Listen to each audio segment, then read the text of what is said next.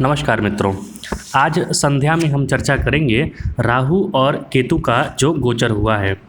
फिलहाल इस वीडियो में आज हम पढ़ेंगे कि सप्तम भाव मतलब आपका जो 7th हाउस है उसमें बैठे हुए जो ग्रह हैं वो क्या फल देते हैं। सूर्य से लेकर केतु तक सभी ग्रहों के फलों की हम चर्चा करेंगे। आपको सामने दिखाई दे रहा है आज के ज़माने का जो असुरा का डेफिनेशन है, मतलब राक्षस जिसे कहा जाता है, उसका डेफिनेशन होता है असुसु इंद्रियेषु रमन्ते इति असुरा। मतलब those who revel in the joy of senses are called asura. मतलब ये है कि आज का जो कलयुग है, कलयुग में कौन असुर है। तो जैसे आप पिक्चर वगैरह में या फिर फिल्मों में देखते हैं कि असुर जो था वो सींग लगाए हुए घूम रहा था, बड़े बड़े दांत लेके घूम रहा था, लेकिन आज का परिदृश्य अलग है। आज जो असुर हैं वो आपको एक ही मनुष्य में दिखाई देंगे, दोनों। मतलब कि एक जो मनुष्य आपके सामने खड़ा है, आप जो स्वयं हैं, आप में दो तरीके का थिंकिंग आएगा, एक सात्विक विचार वाला और एक तामसिक विचार वाला। सात्विक विचार वाला तभी जागृत हो पाएगा जब आप सात्विक वेशभूषा, सात्विक खान पान वगैरह, सात्विक माहौल में रहेंगे। अन्यथा आप में ही तामसिक वृत्ति जगेगी और आप ही राक्षस का रूप धारण कर लेंगे। आपने अभी तक मोटे मोटे तौर पर आपने देखा होगा तो सतयुग में कोई राक्षस नहीं था। वहाँ पर जो धर्म कर्म नहीं करने वाले थे वही राक्षस थे। अगर आप त्रेता युग में देखेंगे तो वहाँ पर जो ऋषि मुनि करते थे यज्ञ तप, उसको लूटने वाले राक्षस थे। द्वापर युग में जितने बहुत सारे राजा थे, जितने भी राजपूत राजा बने हुए थे, जैसे कंस था या फिर शिशुपाल वगैरह जितने थे, वो असुर जो थे वो राक्षस राजा के रूप में परिणत हो गए थे वहाँ पर। लेकिन अगर आप कलयुग की बात करेंगे, कलयुग में देखेंगे तो आपके स्वयं के भीतर दो तरीके का जागृत होता है विचार। अगर आप जितना सात्विक रहेंगे उतना आप देवत्व को प्राप्त करेंगे, सज्जनता को प्राप्त करेंगे। आप जितना ही तामसिक वृत्ति में चले जाएंगे, आप में आपके अंदर स्वयं एक राक्षस क्रिएट हो जाएगा, जो आपको पता भी नहीं चलेगा कि आप क्या कर रहे हैं, कब आप धुंधला की ओर बढ़ते चले जा रहे हैं। इसलिए सात्विकता को अपनाइए। ये जीभ का जो टेस्ट होता है मांसाहार, इसे त्यागिए, सर्वप्रथम इसी को त्यागिए। चलिए हम अपने विषय सप्तम भाव की ओर बढ़ते हैं। जैसा कि आप सभी जानते हैं, सप्तम भाव से हम क्या क्या देखते हैं। सप्तम भाव से हम विवाह देखते हैं, भार्या देखते हैं, वैवाहिक खुशी देखते हैं, व्यापार देखते हैं, साझेदारी देखते हैं, साथ ही साथ विदेश भाव देखते हैं। और ये भी देखा जाता है कि जब भी सप्तम भाव या सप्तम भावेश एक्टिवेट होता है तो आपको पद प्राप्ति, समाज में मान सम्मान भी मिलता है, क्योंकि ये भाव जो होता है दशम से दशम होता है। मतलब कि कैरियर के क्षेत्र में, यश के क्षेत्र में, नाम प्राप्ति के क्षेत्र में जितना आप उत्थान करेंगे उसमें सप्तम भाव का कहीं ना कहीं सहभागिता, कहीं ना कहीं योगदान जरूर रहता है। जातक के प्रबल शत्रु और जातक का जो पथ भ्रष्ट करने वाले होते हैं, ये भी यहीं से देखा जाता है। इसीलिए जातक की जो भार्या होती है, जो पत्नी होती है, उसे दो तरीके से आंका जाता है। एक, वो जो पत्नी है, जो आपका भार्या है या पति है, वो आपको सत्व की ओर लेके जाएगा, आपको उत्थान की ओर, आपको मोक्ष की ओर लेके जाएगा। और वहीं खराब मिल गया, कहीं खराब परिणति, कहीं खराब संगति आपको मिल गई, तो वो आपको नरक की ओर, नरक का द्वार की ओर लेके चला जाएगा। इसीलिए संसार में कहा गया है कि कुशल संगिनी, एक कुशल पति जब मिल जाता है, दाम्पत्य अच्छा हो जाता है, तो जीवन सफल हो जाता है, अन्यथा जीवन दुर्गिजना हो जाता है। आइए अब जानते हैं कि सूर्य से लेकर सारे ग्रह क्या फल देंगे। सूर्य यदि आपके सप्तम भाव में बैठ गए हैं तो सूर्य यहाँ पर कितना भी उच्च के हो, कितना भी शुभ को प्राप्त हो, लेकिन यहाँ पर अत्यधिक अशुभ माने जाते हैं, क्योंकि काल पुरुष की कुंडली में यहाँ पर सूर्य नीच के हो जाते हैं। इसलिए भी क्योंकि सूर्य जो है अग्नि तत्व के कारक हैं, अग्नि है वो, जहाँ भी जाएंगे रिश्ते जलाएंगे, जो चीज़ में जाएंगे उसको जलाएंगे। तो यहाँ पर दाम्पत्य जीवन की जो मधुरता है उसको जलाते हैं। व्यक्ति यायावर हो जाता है, घूमने वाला घुमक्कड़ प्रवृत्ति का हो जाता है, घर में कम टिकता है, बाहर ज़्यादा रहता है। सूर्य क्रूर ग्रह हैं, भार्या के साथ संबंधों में तनाव देंगे, मानसिक अवसाद हो जाएगा, व्यापार में अल्प लाभ होगा, मतलब जितना आप मेहनत करेंगे उससे कम लाभ होगा। अनिद्रा का रोग हो जाता है, कभी कभी नींद भी नहीं आती है। व्यापार के लिए बहुत शुभ नहीं है ये। विवाह में भी विलंब कर देते हैं। जातक की वैवाहिक जीवन में खुशियां और आनंद प्राप्त होने में बड़ी परेशानी का सामना करना पड़ता है। यहाँ सूर्य का उपाय ज़रूर करना चाहिए, उन्हें हमेशा जल देना चाहिए। याद रखिए, कहीं कोई भी मना करे कि सूर्य को जलना देवल खराब है, तो ये दुष्टता है। सूर्य देव को अर्घ्य देना ही सबसे बड़ा पुण्य का काम होता है। किसी भी परिस्थिति में आप सूर्य देव को अर्घ्य दें।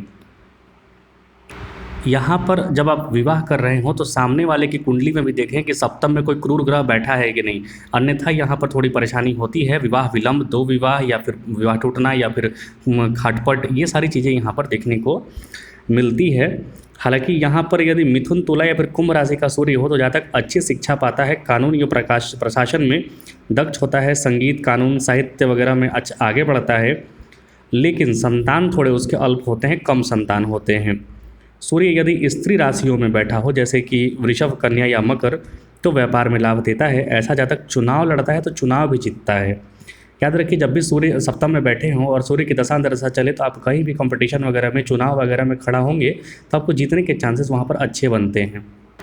यदि कर्क या वृश्चिक या मीन राशि मतलब जलीय राशि में अगर यहाँ पर सूर्य हो सप्तम में तो डॉक्टर बनता है, चिकित्सक बनता है, इंजीनियर बनता है। जातक की जो पत्नी होती है प्रभावशाली होती है, सुंदर होती है, व्यवहार कुशल, अच्छी मेजबान होती है, सहायता करने वाली और सोच समझ कर खर्च करने वाली होती है। यदि यहाँ पर आप पुरुष हैं तो पत्नी समझिए, और अगर आप महिला हैं तो पुरुष को समझिए। अगर पश्चिमी ज्योतिष के अनुसार देखेंगे, मतलब वेस्टर्न एस्ट्रोलॉजी के अनुसार, तो सूर्य यहाँ पर अत्यधिक इच्छाओं वाली पत्नी देते हैं। मतलब यहाँ पर सूर्य यदि आपके सप्तम भाव में बैठे तो जो आपको पत्नी मिलेगी वो बहुत ज़्यादा महत्वाकांक्षी होगी, बहुत उसका इच्छा होगा, बहुत ज़्यादा डिज़ायर्स होंगे उसके अपने। सामाजिक एवं आर्थिक स्थिति के लिए अच्छा होता है। शुभ दृष्टि हो तो विवाह में अनुरूपता और खुशहाली भी यहाँ पर सूर्य देते हैं। मतलब ऐसा नहीं है कि सूर्य सारे खराब फल ही देंगे। यहाँ पर कुछ ग्रह या फिर राशियों के अनुसार भी यहाँ पर थोड़े बहुत उनके उपाय या फिर उनके जो फल हैं वो बदलेंगे। अब यदि चंद्रमा आपके सप्तम भाव में जाकर बैठ जाए तो यहाँ पर चंद्रमा जो होता है उच्च का हो या फिर शुक्ल पक्ष का हो तो जो पत्नी मिलती है या फिर सामने वाले जो पार्टनर मिलता है वो सुंदर मिलता है, मन को भाए, मनोरमा ऐसी करके भारियाँ मिलती है। क्रय विक्रय एवं मतलब कि खरीद बिक्री का जो व्यापार होता है उसमें लाभ कमाता है, सड़क के निर्माण वगैरह में लाभ कमाता है, विदेशी वगैरह से भी मतलब अपने समाज से अलग लोगों से भी व्यापार से लाभ कमाता है, अपने जन्म स्थान से अलग भी जाकर कमाता है। जातक स्वयं भी आकर्षक और धनवान होता है। ऐसा जातक दयालु एवं बहुत यात्राएं करने वाला होता है। यहाँ पर देखा जाता है कि उसे प्रेम प्रसंग भी उसके होते हैं और अच्छा जीवन निभता है, बशर्ते यहाँ पर चंद्रमा कमज़ोर नहीं होना चाहिए। जातक को समुद्री यात्रा, व्यापार, शेयर बाजार, जलीय पदार्थ, साझेदारी वगैरह में, पंसारी की दुकान, होटल उद्योग, कमीशन, बीमा आदि से भी यहाँ पर लाभ होता है, क्योंकि सप्तम भाव जो है वो आपका व्यापार का भाव है और व्यापार का भाव में अगर चंद्रमा जाकर बैठा है तो अप डाउन होने वाले जितने भी व्यापार हैं उसमें आपको लाभ होने के योग यहाँ पर बनते हैं। वैवाहिक जीवन में लेकिन यहाँ पर थोड़ी परेशानी होगी। यदि चंद्रमा को कहीं भी अच्छे ग्रह का सपोर्ट नहीं मिला तो चंद्रमा मन भटकने वाला है, तो यहाँ भी वैवाहिक जीवन में आपका मन इधर उधर पड़ते रहेगा। तो देखिएगा कि अगर चंद्रमा कोई और ग्रह का सपोर्ट नहीं है तो चंद्रमा का उपाय जरूर कीजिएगा। चंद्रमा यदि शुक्र के साथ विराजमान हो जाए तो एक से अधिक भार्याओं का होना मतलब दिखाता है यहाँ पर। मतलब ज़रूरी नहीं है कि एक से अधिक भार्या हो, लेकिन मतलब रिलेशंस एक ज़्यादा हो सकते हैं, कामुकता हो जाती है, झूठ बोलना या फिर दुर्बलता, ये सारी चीज़ें हो जाती हैं। तो चंद्रमा जब भी खराब फल दे उसका उपाय जरूर कर लें। अब यदि मंगल आपके बैठ गए हैं सप्तम भाव में तो ये आपका मांगलिक दोष लग गया, और यहाँ पर ये देता है कि अगर कुंडली मिलाकर आपने विवाह नहीं किया तो जो सामने वाला पार्टनर है उसको मृत्यु तुल्य कष्ट, ये सारी चीज़ें मिलती हैं। तो कुंडली मिलाकर ही विवाह करें। कष्टदायक विरोधियों और विदेश में निवास को भी दिखाता है यह जातक को धूर्त, छल कपट में दक्ष, स्वभाव में तत्परता, अत्यधिक प्रेम से निराशा, मतलब यहाँ पर जो मंगल है वो एक्सेस चीज़ें कर देते हैं।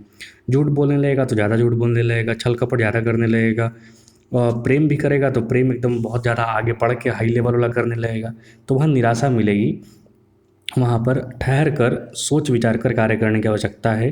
तो अगर मंगल यहाँ पर और पीड़ित हो जाए तो मनुष्य अप्रसन्न रहने वाला, झगड़ों वाला वैवाहिक जीवन दिखाता है। ऐसा जातक अपनी पत्नी से बहुत कम शारीरिक सुख या फिर यात्रा या फिर घर एवं परिवार से बहुत अल्प लाभ प्राप्त करता है। यहाँ पर पुरुष कुंडलियों में यह देखा जाता है कि यहाँ पर जो पत्नी मिलती है वो काफ़ी उत्तेजक जो होती है पत्नी वो मिलती है, मतलब कि हाईली एक्टिव पत्नी मिलती है। जातक स्वयं थोड़ा डिजीज़ वगैरह से परेशान रहता है खासकर बवासीर वगैरह से या फिर गुप्त रोग वगैरह से रोगी नाखुश दरिद्र भी हो जाता है। और दरिद्र कहने का मतलब ये नहीं है कि आपके पास धन ना हो। दरिद्र कहने का मतलब जीवन में अगर खुशी भी ना हो, आप जितना भी धन है आपके अंदर मानसिक शांति नहीं है, तो वो भी दरिद्रता की ही श्रेणी में आता है। यहाँ पर कुंडली मिलाकर विवाह करने की बहुत ज़बरदस्त सलाह दी जाती है, अन्यथा परेशानी होगा। अब यदि बुध आपके सप्तम भाव में जाकर बैठ गए तो ये जो है बहुत शुभ स्थिति नहीं है। बुद्धिमत्ता में तो आपको बहुत आगे लेके जाएंगे। शुभ भाव में है तो भी सप्तम में शुभ नहीं माने जाते हैं बुध, क्योंकि ये बुध जो है वो नपुंसक ग्रह माने जाते हैं और सप्तम भाव से इसका कोई संबंध जातक के वैवाहिक जीवन में विघ्न डालने वाला कार्य कर लेता है यहाँ पर। तो बुध का उपाय जरूर करें। अपनी आसपास के लोगों को, मतलब गाय वगैरह है तो हरा चारा खिलाएं, या फिर अपनी बहन बुआ वगैरह को हरा साड़ी हरा चूड़ी वगैरह जरूर दें। ये बुध के सामान्य उपाय माने जाते हैं। हालांकि एक चीज़ है, यहाँ पर बुध सप्तम में बैठे हैं तो पत्नी जो होती है, पार्टनर जो होता है, वो काफ़ी सुंदर और स्मार्ट मिलता है। यदि सूर्य के साथ युति में ना हो तो और अधिक आकर्षक होता है ये चीज़ें। जातक उसकी कामाग्नि के अनुरूप शारीरिक सुख देने में असमर्थ होता है।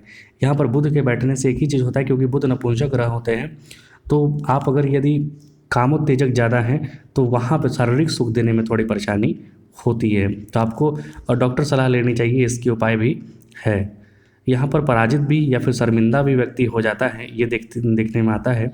हालांकि शारीरिक सुख को, भौतिक सुख को हटा दीजिए तो यहाँ पर जातक संत होगा, अच्छे स्वभाव का होगा, सत्यवादी होगा, आज्ञाकारी होगा, सुख सुविधाओं के प्रति आकर्षित होता है, तीक्ष्ण बुद्धि वाला होता है, आकर्षक होता है, प्रतिष्ठित होता है, सज्जन, स्त्रियों में भी सम्मान प्राप्त करने वाला, भार्या, पत्नी और धन से भी अनुग्रहित होता है।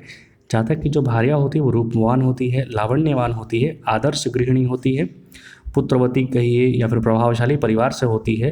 तो यहाँ पर ये चीज़ अच्छी मिलेगी, बस शारीरिक जो सुख होता है उसमें थोड़ी बहुत ऊंच नीच होता है, तो वो आप डॉक्टर वगैरह से मिलकर ये सारी चीज़ें आप दूर कर सकते हैं।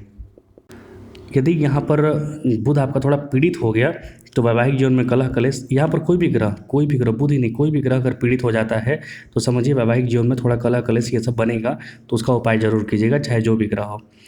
विवाह बहुत बार देखा जाता है कि यहाँ पर कुछ कुंडलियों में देखा जाता है कि अगर बुध बैठे हैं तो विवाह ही नहीं होता है, या फिर जो सामने वाला पार्टनर मिलता है उसकी आयु कम होती है। तो ये चीज़ें भी देखने की आवश्यकता है। अब यदि यहाँ पर आपके गुरु बैठ गए, बृहस्पति आकर बैठ गए, तो जीवन में उच्च स्तर, हालांकि अत्यधिक कामुक बना देते हैं गुरु यहाँ पर, क्योंकि गुरु जो हैं इस घर का स्थान हानि करते हैं। स्त्रियों से अत्यधिक आनंद की प्राप्ति, आकर्षक, सुसंस्कृत, उदार हृदय होता है, प्रखर वक्ता होता है, अच्छा बोलने वाला होता है, कवि कह लीजिए, साहित्य प्रेमी, बुद्धिमान, धनवान और ऊर्जावान होता है, अच्छी स्नेह रखने वाली, सुंदर और अच्छी भार्या और पुत्रों से ऐसा जातक अनुग्रहित होता है। जातक को एक अच्छा और निष्ठावान जीवन साथी प्राप्त होता है, जो जातक के जीवन को प्रसन्नता युक्त और समृद्धशाली बनाता है। विवाह के पश्चात जातक के जीवन में आर्थिक और सामाजिक उत्थान होता है, यदि सुस्थित हो, मतलब कि बृहस्पति यहाँ से कहीं से भी पीड़ित ना हो, तो व्यापारी भी अच्छा होता है, साझेदारी के काम में सफल होता है। यदि द्वितीयेश अथवा पंचमेश इसको देखता भी हो कहीं से, तो जातक भाग्यशाली होता है। और यहीं अगर गुरु जो है पीड़ित हो गए तो पत्नी की मृत्यु हो सकती है, या फिर पत्नी पीड़ित हो सकती है, बीमार हो सकती है, तलाक या जीवन साथी की थोड़ी बहुत अलगाव की स्थिति बन सकती है। तो यहाँ पर गुरु का उपाय जरूर करें, ये स्थिति बन रही है तो। अब यदि शुक्र आपके सप्तम भाव में बैठ गए तो शुक्र की स्थिति अच्छी है, क्योंकि कालपुरुष कुंडली में शुक्र स्वयं सप्तम के स्वामी होते हैं और यहीं इनका मेन अपना घर भी होता है। तो यहाँ पर शुक्र बैठे तो सुपुत्रों को जन्म देने वाली रूपवान और निष्ठावान भार्या मिलती है। जातक अपने भार्या से, यहाँ पर अगेन आप यही समझ लीजिए, लड़की हैं तो लड़के को देखिए और लड़का है तो लड़की को देखिए। तो यहाँ भार्या से अत्यधिक आनंद की प्राप्ति होती है। जातक सुंदर स्त्रियों का भोग करता है, स्वयं ऐसा प्रतिष्ठित कलाकार होता है जिसे कई प्रशंसक होते हैं, मतलब प्रसिद्ध होता है ऐसा व्यक्ति। जातक कामाशक्त और श्रृंगार प्रिय होता है, विदेश में वास कर सकता है, मतलब अपने पैतृक स्थान से दूर कहीं जाकर विदेश में भी वास कर सकता है। वह आकर्षक, समृद्ध, सबका प्यारा, भाग्यशाली और निष्ठावान भार्या वाला, निष्ठावान पत्नी वाला होता है। ऐसा जातक अपनी पत्नी से या फिर पति से खुशियाँ, सामाजिक एवं आर्थिक लाभ प्राप्त करता है। खासकर स्त्री पक्ष से उसे लाभ मिलते हैं अगर पुरुष की कुंडली है तो। बलि शुक्र है तो एक से अधिक भार्या या फिर स्त्रियों की कुंडली में भाग्यशाली या फिर धनवान पति को इंगित करता है।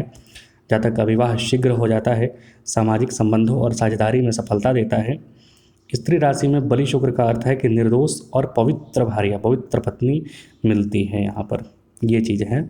और यहीं कहीं से भी अगर वो शुक्र पीड़ित हो गए तो बहुत ज़्यादा कामग्रस्त हो जाता है व्यक्ति, एक से ज़्यादा उसके रिलेशन हो जाते हैं या फिर एक से ज़्यादा वो विवाह कर लेता है, मतलब अनैतिक रिश्ते यहाँ पर बढ़ जाते हैं शुक्र यदि यहाँ पर खराब है तो। अब यदि शनि महाराज आपके सप्तम भाव में जाकर बैठ गए तो शनि महाराज सप्तम भाव में उच्च के होते हैं।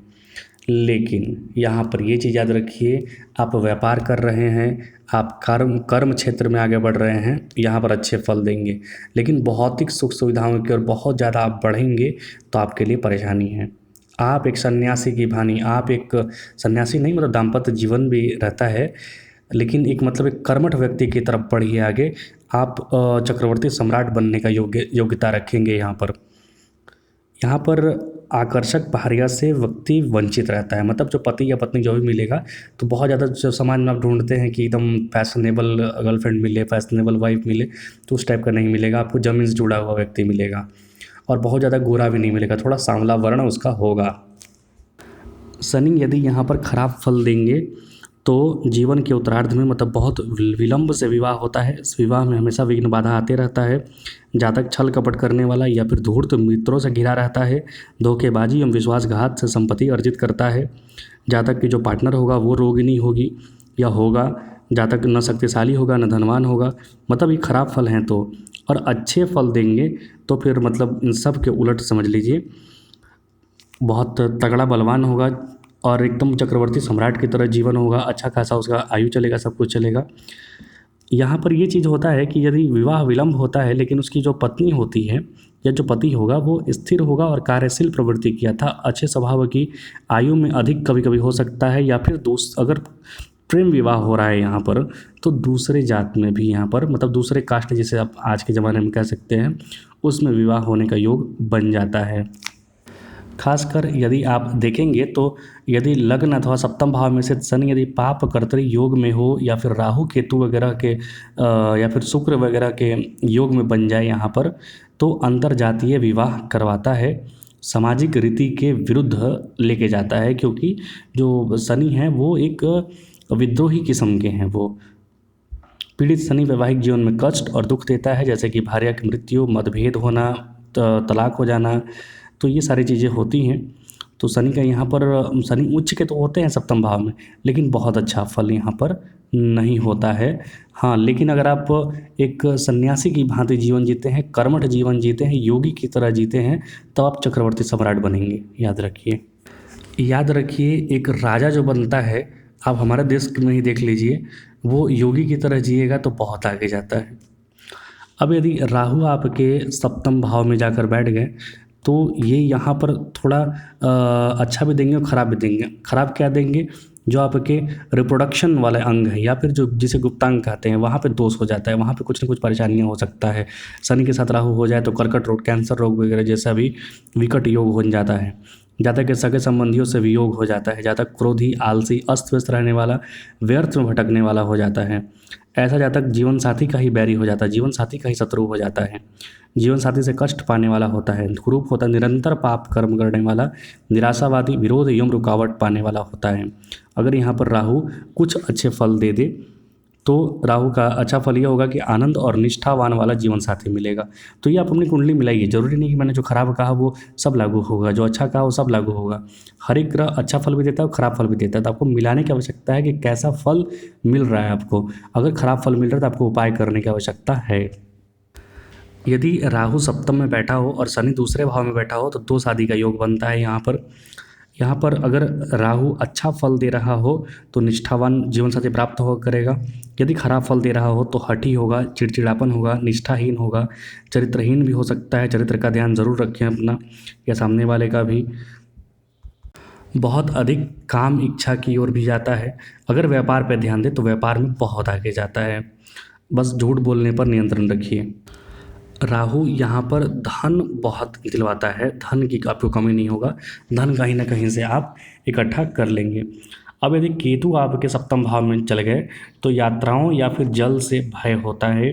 जीवन साथी से खुशियों की अभिलाषा अथवा मतलब बहुत कम ही समझ लीजिए, क्योंकि केतु जो होते हैं ना, जहाँ बैठते हैं वहाँ से अलग करवा देते हैं। तो या तो आपका तलाक हो जाएगा, या आपका पति पत्नी जो भी है उसका मृत्यु हो जाएगा, या फिर वहाँ पर मतभेद खटपट रहेगा। तो केतु का उपाय जरूर करें। धूर्त होगा, जातक स्वयं भी अनैतिक हो जाता है कभी कभी। उसे शत्रुओं अथवा चोरों से भय, हानि का भी, धन हानि का भी भय होता है।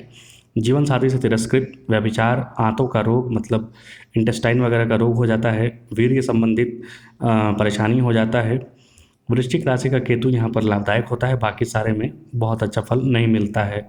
यदि फल दीपिका के अनुसार पढ़ेंगे तो जातक का अपमान होता है, उसकी जो पत्नी मिलती है या फिर दूसरे टाइप की महिलाओं से अपना संपर्क बनाने लगता है, लेकिन अपनी भार्या से उसका वियोग हो जाता है। मतलब अपने यहाँ कम पटेगा, दूसरे के यहाँ ज़्यादा जाएगा। तो केतु का बहुत अच्छा यहाँ पर फल नहीं है, क्योंकि केतु अलगाव और वियोग का कारक माना जाता है।